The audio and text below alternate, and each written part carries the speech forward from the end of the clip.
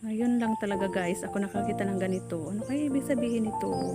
Pati dito sa may palayan, ang dami. Nagsisipagliparan. Hmm.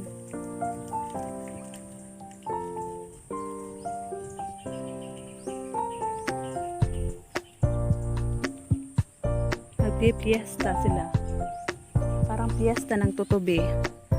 Pinapaligiran nila ako.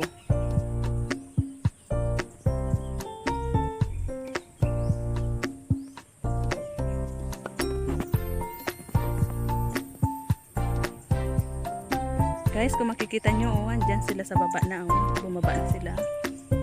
Dati nasa taas sila, dyan sa kalawakan talaga.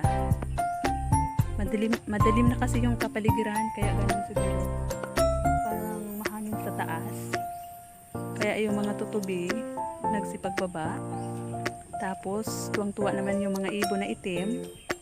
Kinakain sila, hinahabol sila.